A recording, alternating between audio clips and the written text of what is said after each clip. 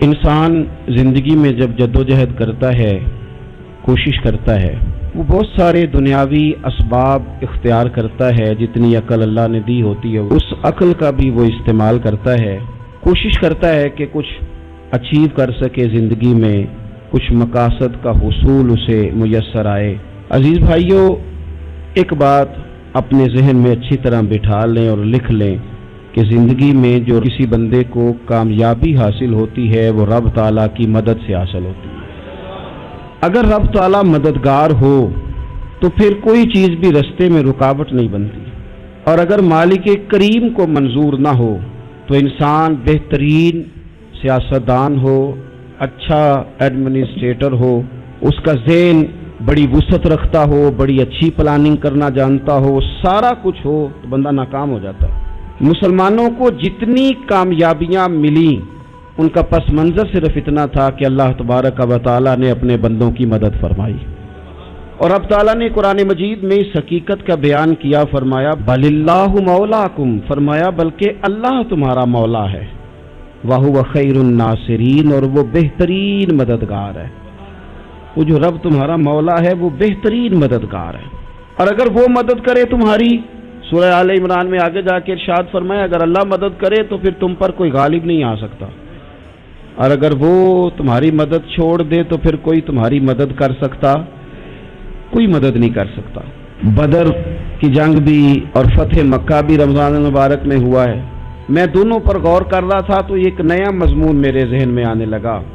بدر کی جو جنگ ہے اس میں بھی ایک عجیب انقلاب آیا ہے کہ 313 نے 1000 سے مقابلہ کیا، اور جن 1000 سے مقابلہ کیا وہ اسلحے سے لیس تھے، اور یہ جو 313 ہیں ان کے پاس 6 زرہیں، 8 تلواریں، چند گھوڑے، لیکن اللہ نے کامیابی دی تو خود رب نے بیان کیا کس طرح دی، فرمایا وَلَقَدْ نَصَرَكُمُ اللَّهُ بِبَدْرٍ وَأَنْتُمْ أَذِلَّةٌ، وہ کامیابی اس طرح ملی ہے کہ رب نے تمہاری مدد کی تھی، تم تو کمزور تھے، اللہ نے بدر میں تمہاری مدد کی، تم جیت گئے۔ وَلَقَدْ نَصَرَكُمُ اللَّهُ بِبَدْرٍ وَأَنْتُمْ أَذِلَّةٌ، اللہ نے بدر میں تمہاری مدد کی، تم تو کمزور تھے۔ پھر فتح مکہ نصیب ہوئی تو اس میں بھی بہترین منصوبہ بندی نبی پاک علیہ السلام نے فرمائی، بہترین حکمت عملی حضور نے اپنائی، لیکن ہمیں جو اللہ رسول نے بات سمجھائی وہ کیا ہے؟ اذا جاء نصر اللہ والفتح، فرمایا جب اللہ کی مدد آئی اور فتح نصیب ہو گئی۔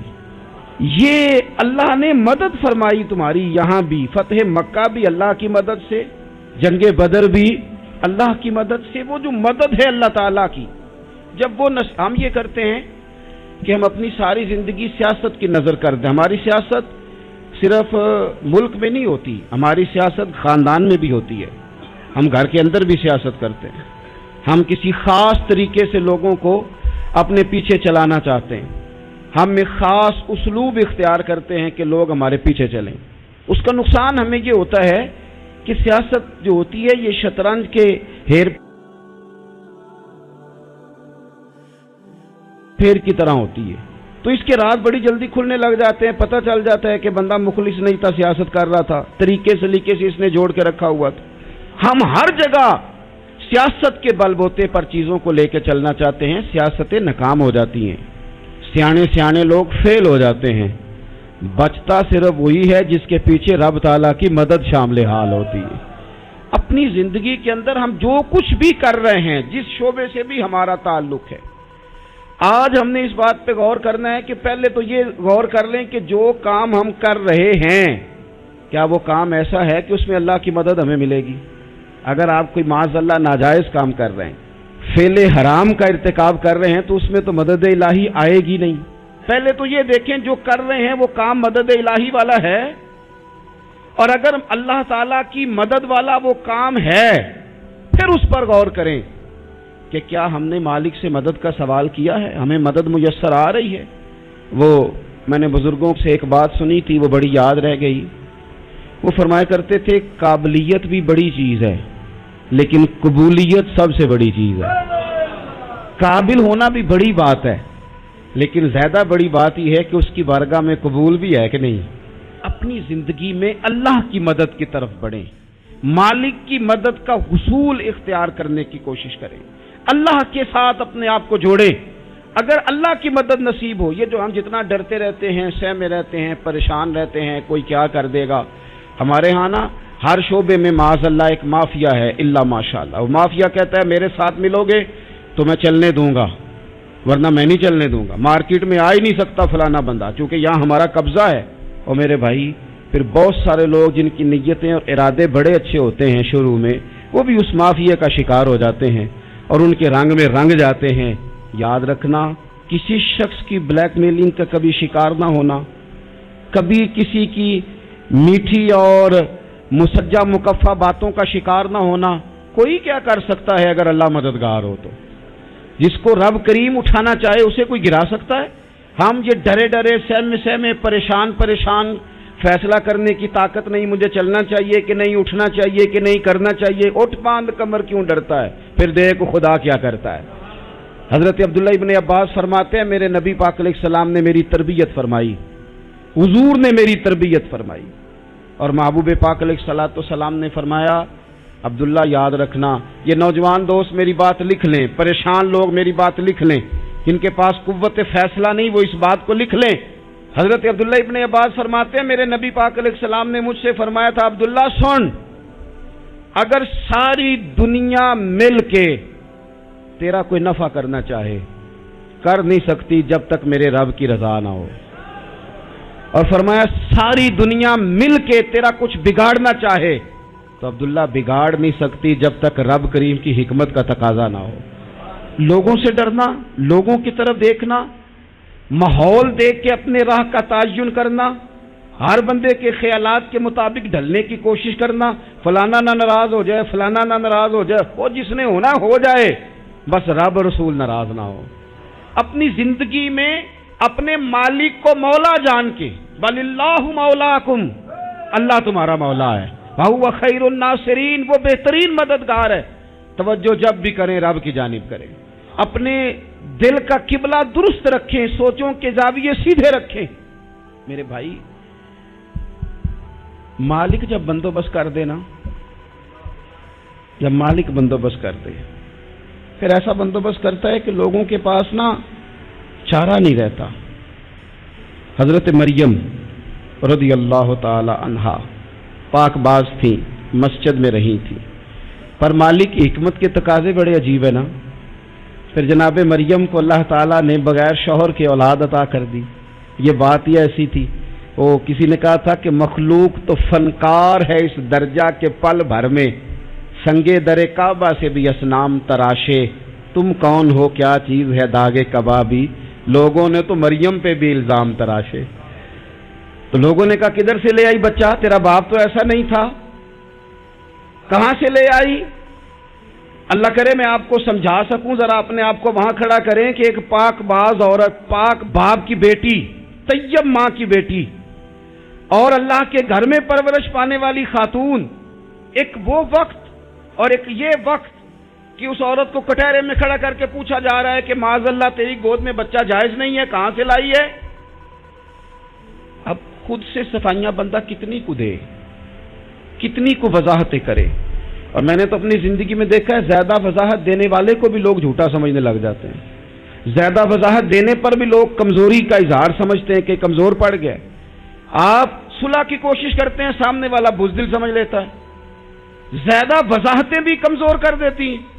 اب حضرت مریم کو کٹہرے میں کھڑا کر کے کہا بچہ کس کا ہے؟ تو پھر خدا بندوبست جب کرے، اللہ جب مددگار ہو، تو پھر حضرت مریم کی گواہی درختوں سے نہیں دلوائی، اس نے پتوں سے نہیں دلوائی، پھر فرشتے نہیں بھیجے۔ حضرت مریم کہنے لگی مجھ سے نہ پوچھو، وہ جو پنگوڑے میں ہے اسی سے پوچھ لو، ان سے پوچھو نا، وہ کون ہے پوچھ لو، ان سے کر لو سوال۔ انہوں نے کہا پنگوڑے میں چند دنوں کا بچہ، یہ جواب دے گا؟ مددگار تھا رب، ان کی برات کا اعلان کرنا تھا مالک نے، اور جب مالک اعلان کر دے، جب مالک تیری صفائی دینا چاہے، جب مالک تجھے دنیا کے سامنے نکھارنا چاہے، تو پنگوڑے میں لیٹے حضرت عیسیٰ بول کے کہنے لگے انی عبد اللہ آتانی الکتاب فرمایا میں اللہ کا بندہ ہوں، رب نے مجھے کتاب عطا کر کے نبی بنا کے دنیا میں بھیجا ہے، میں اللہ کا بندہ ہوں، کتاب لے کے آیا ہوں، نبی بن کے آیا ہوں۔ پھر پنگوڑے سے اعلان ہو گیا، پھر بچہ بول پڑا۔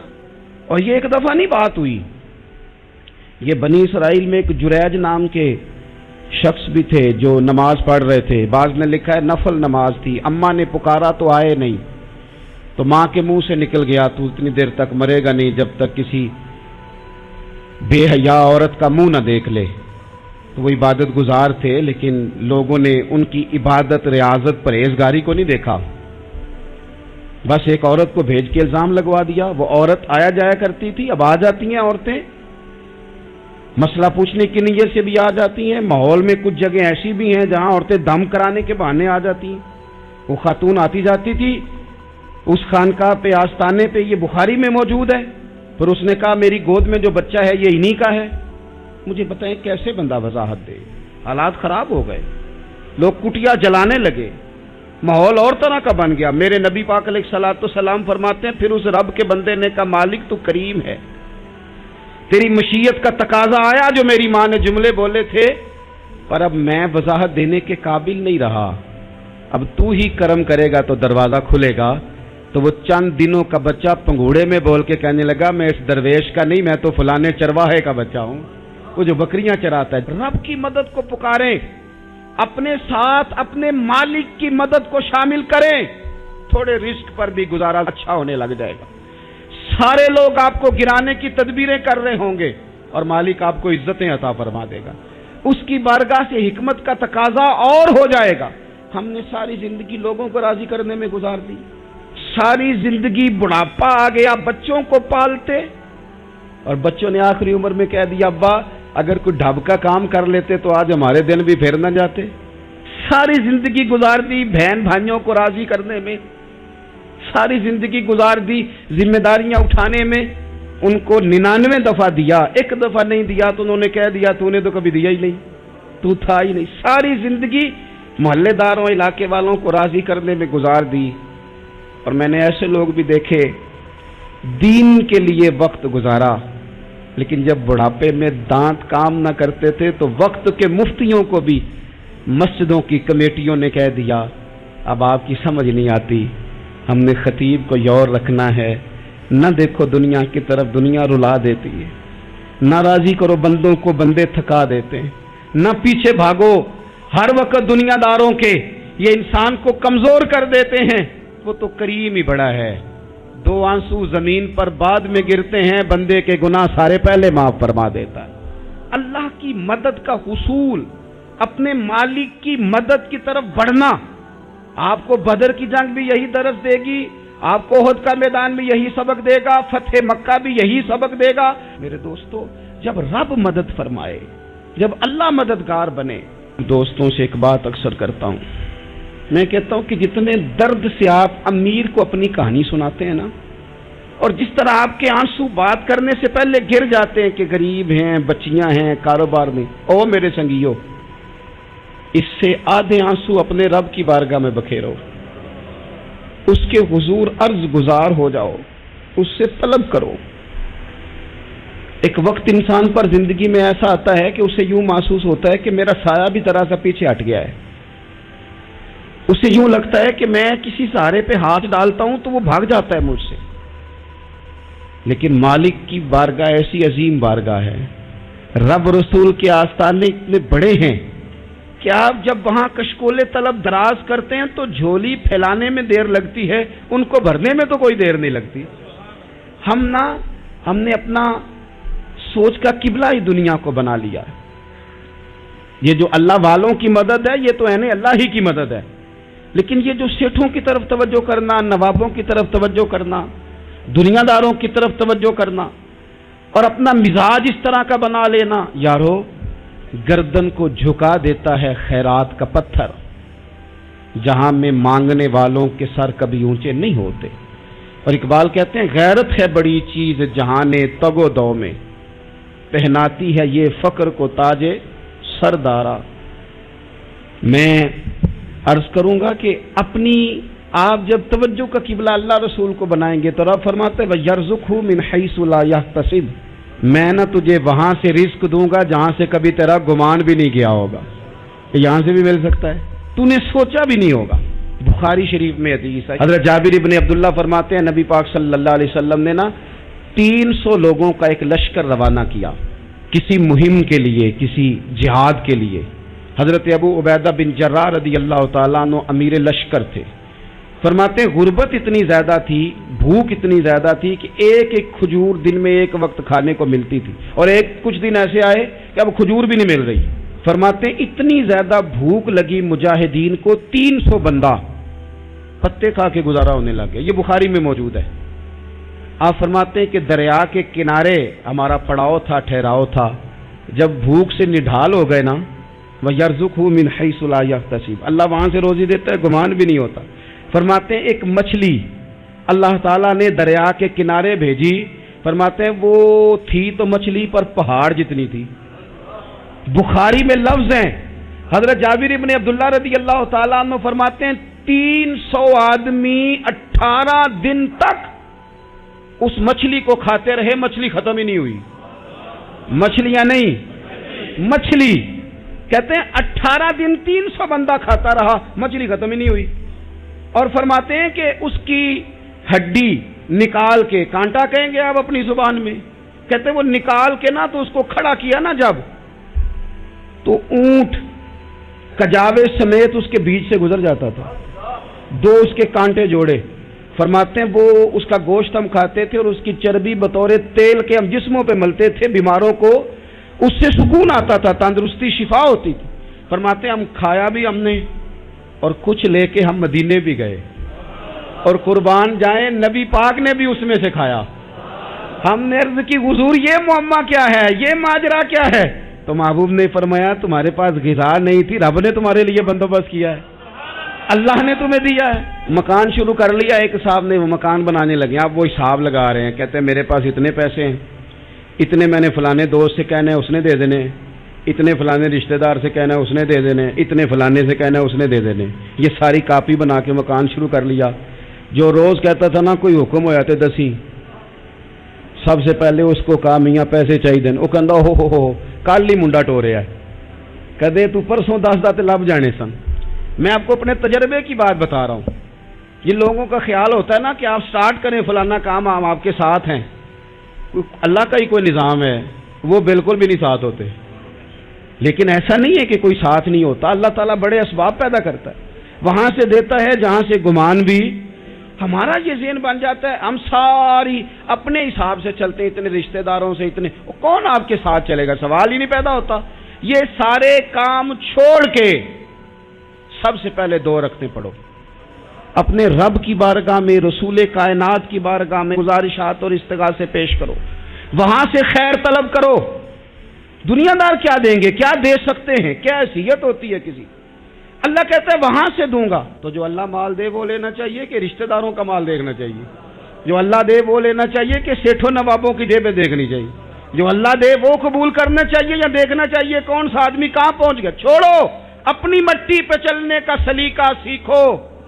کسی کے سنگ مرمر پہ چلو گے تو پھسل جاؤ گے، پھسل جاؤ۔ اس پر ایک اور بات عرض کر دوں، صحیح بخاری سے، مسلم سے ایک اور بات۔ وہ چیزیں ایسی ہیں جن سے اللہ کی مدد آتی ہے، مدد ملتی ہے۔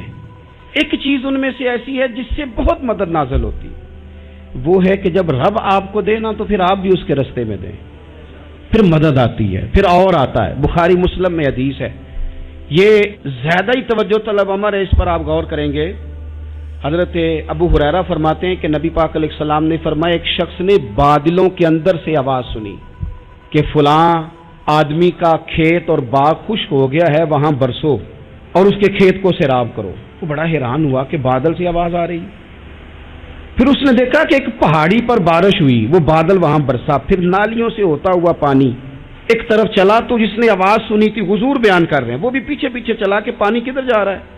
اس نے جا کے دیکھا کہ ایک مقام پہ ایک باغ کو وہ پانی لگ رہا ہے اور ایک آدمی وہ پانی لگا رہا ہے۔ اس نے اس سے پوچھا تیرا نام کیا ہے؟ اس نے کہا کیوں؟ کہنے لگا بتا نا۔ اس نے نام بتایا تو کہنے لگا یہی تو وہ نام ہے جو میں نے بادلوں کے اندر سے سنا ہے۔ کہ فلاں کے کھیت کو پانی دے دو، اس نے کہا یار تو کیا عمل کرتا ہے کہ اسپیشل تیرے لیے بارش برسے؟ یہ بخاری پڑھ رہا ہوں، سیاستہ سے حدیث عرض کر رہا ہوں۔ اس سے پوچھا تو کیا کام کرتا ہے کہ جناب اللہ تبارک و تعالیٰ کا حکم کرم آیا کہ خاص تیرے لیے پانی برسے اور تیرے کھیت کو سیراب کرے؟ تو اس نے کہا چھوٹا ذمہ دار ہوں، پر جب فصل اگتی ہے تو 3 حصے کرتا ہوں، ایک حصہ اپنے بال بچوں پہ، بہن بھائیوں پہ خرچ کرتا ہوں، ایک حصہ پورا، اور ایک حصہ دوبارہ کاشتکاری پہ لگاتا ہوں، اور تیسرا حصہ خالص میں نے مسکینوں، یتیموں اور غریبوں کے لیے رکھا ہوا ہے۔ وہ جو تیسرا حصہ، اللہ کرے آپ سمجھیں، وہ رب کے بندوں پہ تیسرا حصہ خرچ کرتا ہے نا، تو کریم مالک نے فرمایا جہاں سے غریب کا حصہ جاتا ہے وہ کھیت خشک نہیں رہنا چاہیے، وہ جہاں سے مسکین روٹی کھاتے ہیں وہ خشک نہ رہے، جہاں سے یتیموں کو کچھ آتا ہے کہیں اس کی فصل رہ نہ جائے۔ میں اور آپ بھی اگر اپنے مال میں مسکینوں، یتیموں، غریبوں کے حصے رکھ لیں گے تو فصلیں خشک نہیں رہیں گی، ان کے اندر تازگی آئے گی، نور آئے گا، کرم آئے گا، خاص کر خدا کی رحمت برسے گی۔ مدد اللہ سے چاہیں، اپنی توجہات کا مرکز رب رسول کی ذات کو بنائیں، پھر آپ محسوس کریں گے کہ بڑی جلدی اللہ تعالیٰ کی مدد آنے لگی ہے۔ کبھی آپ صرف کہہ دیں نا میرا رب میرے ساتھ ہے، اس لفظ میں اتنی طاقت ہے کہ دشمن ویسے زہر ہو جاتا ہے۔ زندگی میں کسی سے بھی لڑائی ہو تو اچھی طرح سوچ لیں کہ اللہ اس طرف ہے یا اس طرف ہے۔ اگر آپ زیادتی پہ ہیں تو پھر رب مظلوم کی جانب ہے۔ اگر اللہ کی مدد آپ کے ساتھ ہے تو دنیا کی کوئی طاقت آپ کو گرا نہیں سکتی، اور اگر آپ مظلوم کے مقابلے میں ظالم بن کے آپ کھڑے ہو گئے ہیں اور آپ نے رویہ وہ اختیار کیا ہے کہ جس میں مدد نہیں آئے گی، تو پھر یاد رکھ لیں کہ آپ کوئی بھی ہیں، کہاں بھی ہیں، آپ کمزور ہیں۔ طاقتور تھے ابتدائے اسلام میں، ظاہری طاقت تھی کفار مکہ کے پاس، وہ ڈنڈوں سے مارتے تھے غریبوں کو، ان کے ہاتھوں میں ڈنڈے تھے، پر خدائی طاقت ان مظلوموں کے ساتھ تھی۔ صاحب زرقانی نے لکھا ہے حضرت زنیرہ رضی اللہ تعالیٰ عنہ ایک لونڈی ہیں، غریب ہیں، ماڑے دا کی کام محمد نس جانا یا رونا، غریب سادی بی بی اور لونڈی کنیزہ، ایک مشرک کی کنیزہ تھی، انہوں نے کلمہ پڑھ لیا، وہ ڈنڈوں سے مارتا، دروں سے مارتا، تکلیف دیتا۔ حضرت زنیرہ رضی اللہ تعالیٰ عنہ کو اتنا مارا، اتنا مارا۔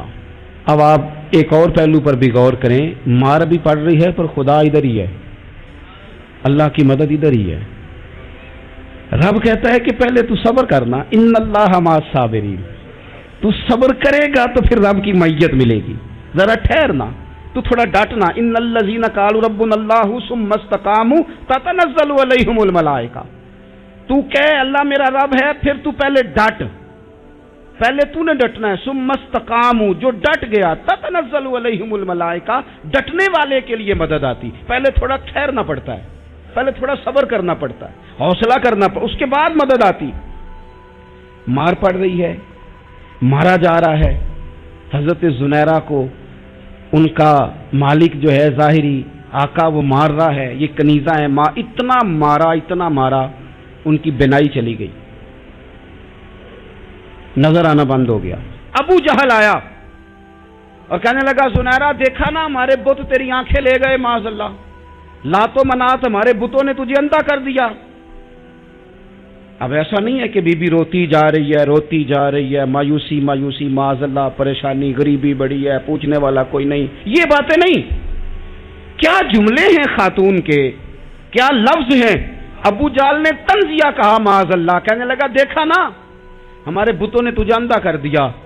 تو جناب زنیرہ آنکھوں کی بینائی گئی ہے، رات کو گئی ہے، دکھ ابھی تازہ ہے، لیکن اللہ پہ جو توکل ہے، اپنے مالک سے جو رشتہ ہے وہ اتنا مضبوط ہے، اتنا طاقتور ہے، اس میں اتنی گہرائی ہے کہ حضرت زنیرہ بول کے نا اتنی قوت سے بولی، اتنی طاقت سے بولی کہ پورے کفر پر لرزہ طاری ہو گیا۔ فرمانے لگی تمہارے بتوں کی کیا اوقات ہے کہ وہ میری بینائی لے جائیں، یہ میری رب کی حکمت کا تقاضا ہے۔ جب تک اس نے چاہا زنیرہ دیکھتی رہی، اور جب اس نے چاہا زنیرہ کی آنکھوں کی بینائی چلی گئی، اور اگر وہ چاہے گا نا تو بینائی واپس بھی کر دے گا۔ اگر ہو ذوق یقین پیدا تو کٹ جاتی ہیں زنجیریں، اگر وہ چاہے گا تو بینائی آ بھی جائے گی۔ حضرت زنیرہ نے رات کو یہ لفظ کہے، ابو جہل اور سارے کفار ڈر کے سن کے چلے گئے، آپ اطمینان سے آ کے بستر پہ سوئی، جب سویرے اٹھی تو اللہ نے آنکھوں کی روشنی واپس کر دی تھی۔ آنکھوں کی اب چھڑی پکڑی ہے، بازاروں میں گھومتی ہیں، کہتی ہیں بلاؤ کدھر ہے تمہارے لات و منات، دیکھو میرے رب نے روشنی واپس کر دی۔ آ کر میرے ساتھ ادھر آ، ستمگر ہنر آزمائے، تو تیر آزما ہم جگر آزمائے۔ بیمار لوگوں یاد رکھو، کہہ دیا ڈاکٹر نے کہ تو بڑا بیمار ہے، تو بڑا کمزور ہے، یہ ہو گیا وہ ہو گیا، تو ڈاکٹر اپنے علم کے مطابق بات کر رہا ہے، ہوگا تو وہ جو میرا رب چاہے گا۔ کمزور ہو جانا، پریشان ہو جانا، تکلیف میں آ جانا، پتہ نہیں بات ہو گئی ہے تو جانے کیا ہو جائے گا۔ اپنی زندگی کے اندر اپنے رب سے رشتہ مضبوط کریں، رسول کائنات سے رشتہ مضبوط کریں، اللہ والوں سے رشتہ مضبوط کریں۔ حضرت زنیرہ نے پیغام دیا کہ زندگی میں جو جینا چاہتے ہیں تو وہ رب کا نام لے کے جی سکتے ہیں، جو اپنی زندگی میں خوشیاں دیکھنا چاہتے ہیں تو رسول اللہ کے نام پر خوشیاں دیکھی جا سکتی ہیں۔ توکل کی بنیاد پر بندہ خوشیاں لے سکتا ہے، اور اگر انسان میں توکل نہیں ہے تو پھر وہ اس کالے جادو سے بھی ڈر رہا ہے، وہ نیلے سے بھی ڈر رہا ہے، وہ پیلے سے بھی ڈر رہا ہے، وہ فلانے سے بھی ڈر رہا ہے، وہ میرے خلاف فلانا رشتہ دار سازش کر رہا ہے تو ڈر رہا ہے، فلانا میرے بارے میں یہ کر رہا ہے تو ڈر رہا ہے، وہ پتہ نہیں دنیا ادھر ہو جائے گی تو کیا ہو جائے گا، اٹھ باندھ کمر کیوں ڈرتا ہے، پھر دیکھ خدا کیا کرتا ہے۔ تو اس ساری گفتگو کا نچوڑ آپ کو یہ عرض کیا ہے، سب سے پہلے تو یہ کہ میدانوں میں مدد بھی اللہ کی، رزق میں مدد بھی اللہ کی، فصلیں خشک ہوں تو مدد پھر بھی اللہ کرے، تو پھر ساری مدد، اور اگر انسان بیمار ہو تو پھر بھی مدد اللہ کی۔ تو اپنے اللہ کی جانب توجہ کو بڑھائیں، آپ اللہ سے مدد کے سوالی بنیں۔ ترمذی کی ایک حدیث ہے، میں آپ کو زندگی کا تجربہ بتاتا ہوں کہ جب میں بڑا پریشان ہوتا ہوں تو یہ والی روایت کھول لیتا ہوں، مزہ دیتی ہے۔ میرے نبی پاک علیہ السلام نے فرمایا، اپنے دکھ سیٹھوں نوابوں کو نہ کہنا، مالداروں کا نہ کہنا، ورنہ اللہ تمہیں کبھی غنی نہیں کرے گا۔ فرمایا اپنے دکھ اپنے رب کی بارگاہ میں عرض کرنا، جلدی کرے یا دیر سے کرے اللہ تمہیں لوگوں سے بے نیاز کر دے گا، اللہ تمہیں غنی کر دے گا۔ رات کو بیٹھو نا اس کی بارگاہ میں، اسے دکھڑے سناؤ، چھوٹی چھوٹی باتیں۔ حضور نے فرمایا نمک بھی مانگو تو رب سے مانگو، چھوٹی چھوٹی بات سے شروع کرو نا۔ جب بندہ شروع کرتا ہے نا چھوٹی چھوٹی چیزیں تو بڑی ساری چیزیں، یہ اس طرح ہوتا ہے جیسے بندہ رب سے گفتگو کر رہا ہے، مالک مجھے یہ چاہیے، مالک میں یہاں کمزور ہوں، اللہ میں یہاں پریشان ہوں۔ آپ یہ کر کے تو دیکھیں، لمبی لمبی دعائیں مانگ کے تو دیکھیں، اس کے حضور جوڑ کے تو دیکھیں، آپ دیکھیں گے راحت کتنی ہے، سکون کتنا ہے۔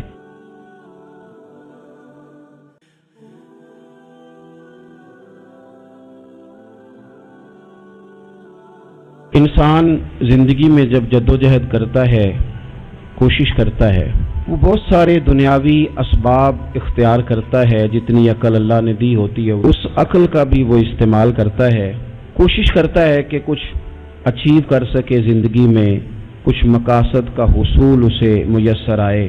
عزیز بھائیوں، ایک بات اپنے ذہن میں اچھی طرح بٹھا لیں اور لکھ لیں کہ زندگی میں جو کسی بندے کو کامیابی حاصل ہوتی ہے وہ رب تعالیٰ کی مدد سے حاصل ہوتی ہے۔ اگر رب تعالیٰ مددگار ہو تو پھر کوئی چیز بھی رستے میں رکاوٹ نہیں بنتی، اور اگر مالک کریم کو منظور نہ ہو تو انسان بہترین سیاستدان ہو، اچھا ایڈمنسٹریٹر ہو، اس کا ذہن بڑی وسعت رکھتا ہو، بڑی اچھی پلاننگ کرنا جانتا ہو، سارا کچھ ہو تو بندہ ناکام ہو جاتا ہے۔ مسلمانوں کو جتنی کامیابیاں ملیں ان کا پس منظر صرف اتنا تھا کہ اللہ تبارک و تعالیٰ نے اپنے بندوں کی مدد فرمائی، اور اب تعالیٰ نے قرآن مجید میں اس حقیقت کا بیان کیا، فرمایا بل اللہ مولاکم، فرمایا بلکہ اللہ تمہارا مولا ہے، وَهُوَ خَيْرُ النَّاصِرِينَ، اور وہ بہترین مددگار ہے۔ وہ جو رب تمہارا مولا ہے وہ بہترین مددگار ہے، اور اگر وہ مدد کرے تمہاری، سورہ آل عمران میں آگے جا کے ارشاد فرمایا اگر اللہ مدد کرے تو پھر تم پر کوئی غالب نہیں آ سکتا، اور اگر وہ تمہاری مدد چھوڑ دے تو پھر کوئی تمہاری مدد کر سکتا، کوئی مدد نہیں کر سکتا۔ بدر کی جنگ بھی اور فتح مکہ بھی رمضان المبارک میں ہوا ہے۔ میں دونوں پر غور کر رہا تھا تو ایک نیا مضمون میرے ذہن میں آنے لگا۔ بدر کی جو جنگ ہے اس میں بھی ایک عجیب انقلاب آیا ہے کہ 313 نے 1000 سے مقابلہ کیا، اور جن 1000 سے مقابلہ کیا وہ اسلحے سے لیس